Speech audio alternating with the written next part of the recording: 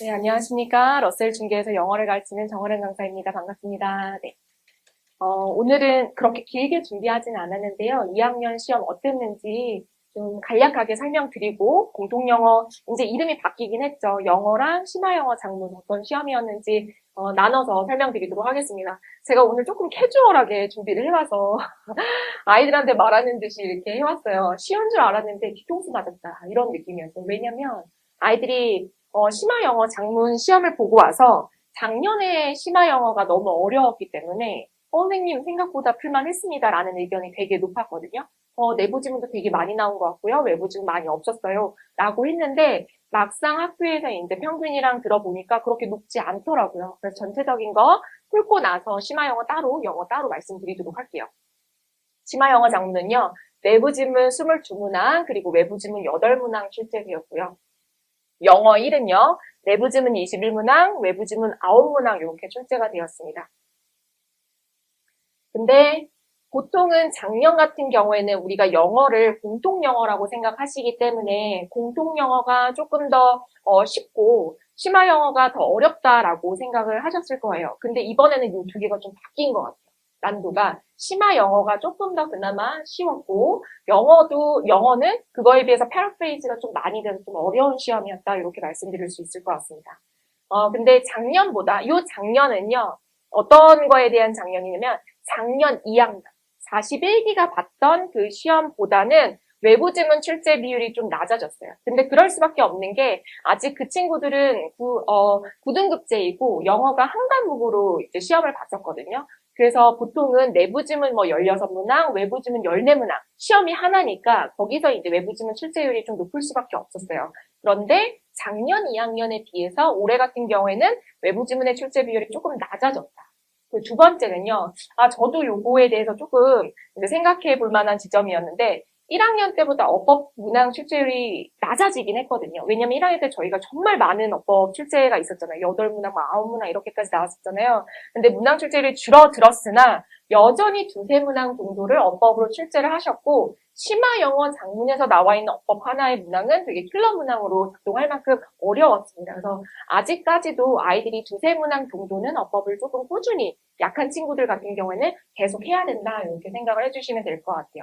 그리고 내부 지문에서 특정 범위 부분의 패러프레이즈가 조금 강화가 됐어요. 요거는 이제 아이들 시험 범위로 제가 나중에 설명을 드릴 텐데 패러프레이즈가 안 되고 그냥 나온 지문들도 있지만 그 외적으로 조금 많이 변형해서 나와서 아이들이 봤을 때 이거 내가 아는 지문인가 하는 그런 지점들이 좀 있는 문제들이 왕왕 있었습니다. 심화영어 장문부터 말씀드리면 아이들한테 들은 거를 가지고 토대로 말씀을 드릴게요. 왜냐면 아이들이 아직 학교를 안 가가지고 정확하게 공통 영어 원까지는 어떻게 이제 평균치가 나오는지는 알 수는 없지만 일단은 심화영어 장문 같은 경우는 전체 난이도는 제 기준으로는 이제 중 정도 난이도였던 것 같고요. 1등급 컷을 학교에서 이제 70점 후반대라고 말씀해 주셨대요. 그러니까 아이들이 느꼈던 그 난도에 비해서는 1등급 컷이 생각보다 낮죠. 왜냐하면 80점 중반 정도 될 수 있을까 이렇게 생각했었는데 생각보다 그 1등급 컷이 낮고 만점자가 없다라고 들었습니다. 90점대도 그렇게 많지가 않은 그런 시험이어서 생각보다 좀 어려웠다. 두 번째는요. 이제 심화영어 장문에 들어가는 선생님께서 학교 어휘 프린트를 좀 주세요. 근데 요거는 시험이 일주 전에 배부를 해주십니다.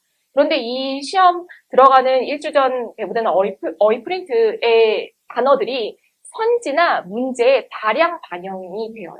그래서 이번에도 아이들이 만약에 내가 단어를 좀 외웠다. 확실하게 외웠다 하면은 느꼈을 거예요. 정말 학교에서 의도하셨던 바대로 어휘에 반영을 하셨구나. 우리 선생님께서 주신 걸로 이렇게 문제를 만들어 주셨구나라는 거를 느꼈을 것 같아요. 그래서 일주 전이지만 반드시 이거는 암기를 해야 된다. 세 번째는요. 내부 지문 기사문이 작년 대비해서 조금 무난하게 출제가 됐어요. 2학년부터 이제 달라지는 시험 문제 중에 하나가 이제 기사문 출제이거든요. 근데 이게 이번에는 기사문을 하나만 수업을 하셔서 한 2문제, 3문제 이렇게밖에 안 나왔어요.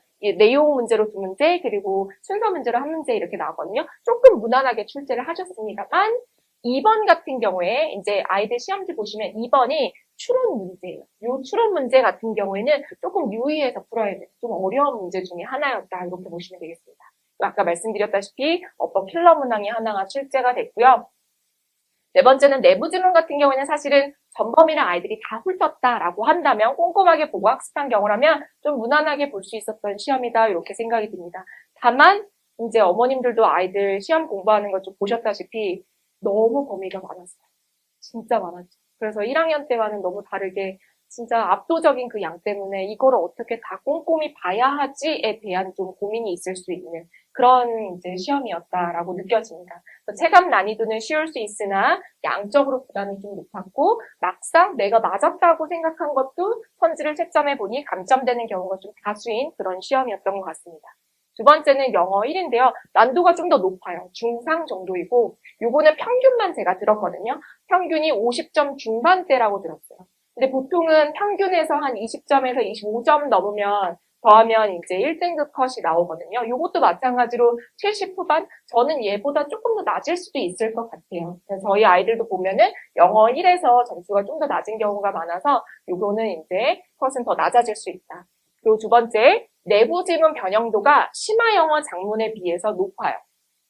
제가 이제 문제 출제해 주신 거를 원문과 비교해서 다 훑어봤는데, 특히나 수특 후반부, 9강에서 12강 파트를 이제 담당하시는 선생님께서 조금 변형을, 패러프레이즈를 많이 하시고 심도 있게 내시는 것 같아요. 그래서 아이들한테 여쭤보시고, 이제 그 부분, 시험에 이제 들어가는, 담당하시는 선생님이 하시는 부분은 조금 더 아이들이 면밀하게 문제를 봐야 될 필요가 있을 것 같습니다. 어법은 총 3문항 출제가 됐고요. 근데 다행히도 심화 영어 작문에 비해서는 어법의 난도가 좀 무난하게 출제된 편이긴 합니다. 그래서 얘도 마찬가지로 내부 지문을 전범이 많은 양이지만 아이들이 지금 수특이 총 8개가 들어갔거든요. 1, 2, 3, 4, 9, 10, 11, 12 진짜 많이 들어갔어요. 근데 이 전범위를 보고 어떤 것까지 필요하냐면 이 후반부 파트 같은 경우에는 그대로 암기하기보다는 지문의 내용을 스스로 뜯어보는 학습이 좀 필요해요.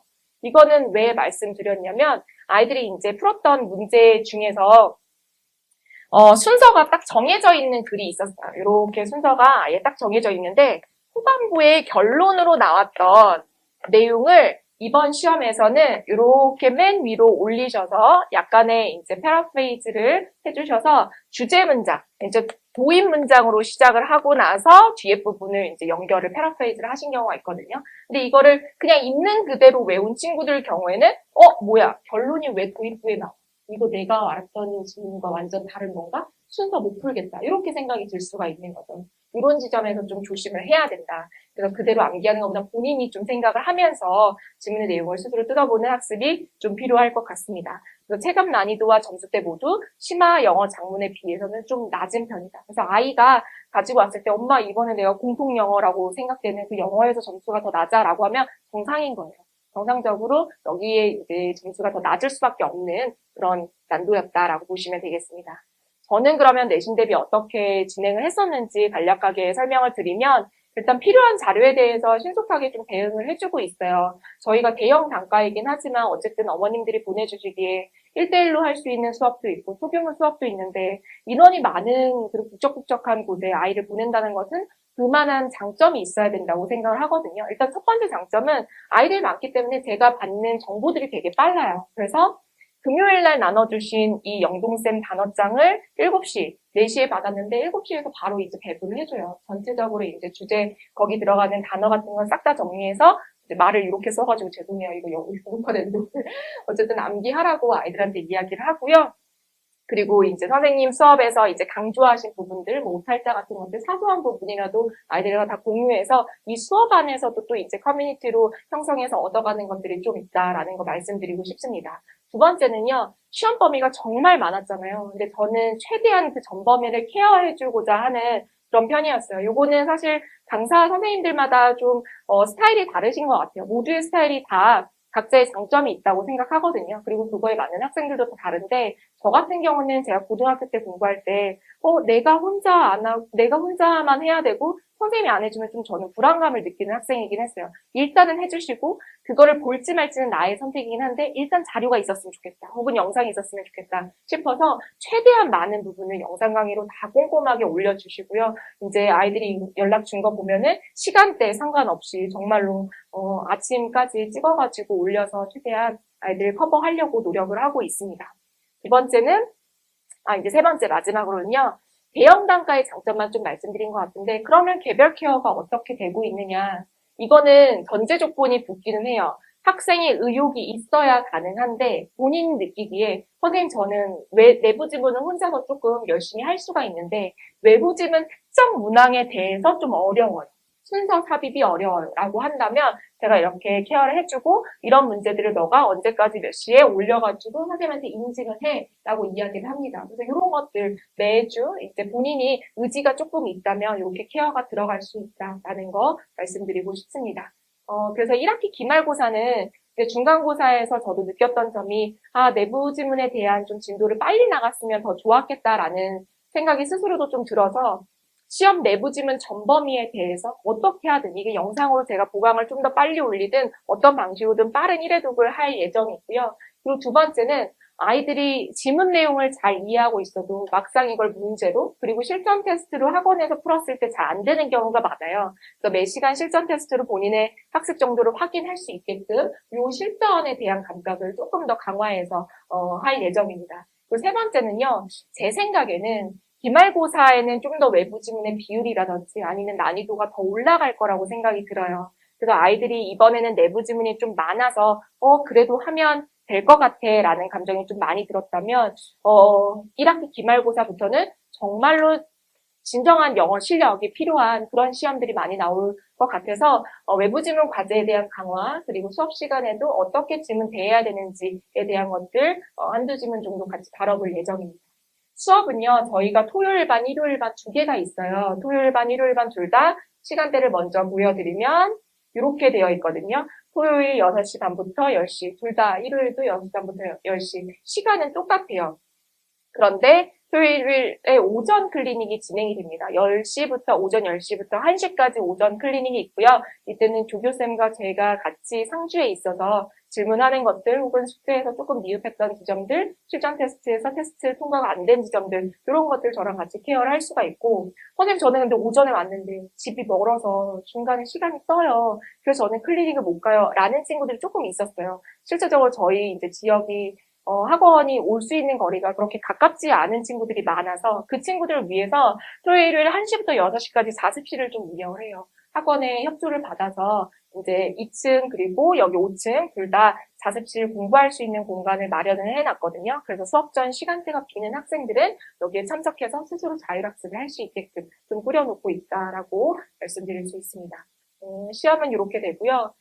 개인적으로 이거는 아직 학원이랑 말씀을 못 드리긴 했는데 작년에도 혹시 지금 계속 제 수업을 수강을 하고 계시거나 아니면 작년에 어머님들 보내보셨다면 제가 2학기 기말에는 아이들을 신규로 더 안 받았어요. 기존 아이들 조금 더 케어하고 싶어서 더 이상 입반을 안 받았는데 지금도 마찬가지로 좀 42기는 인원이 많은 편이어서 2회차 이후로는 입반을 안 할 예정이긴 하고 6월 신규 등록 없이 5월에 다녔던 친구들 그냥 그대로 좀 끌고 가보려고 합니다. 이거는 저의 소망이고 학원과는 조금 협의를 해봐야 되는 부분인 것 같아요. 그래서 마지막으로는 아이가 이번 시험 보고 나서 저한테 제가 아이들 가르치면서 되게 가지고 있는 자부심은 점수대랑 상관없이 계속해서 뭔가를 해보려고 저와 의지를 다져간다는 점이거든요. 그래서 이렇게 남긴 후기까지 보여드리면서 마무리하도록 하겠습니다. 네, 감사합니다.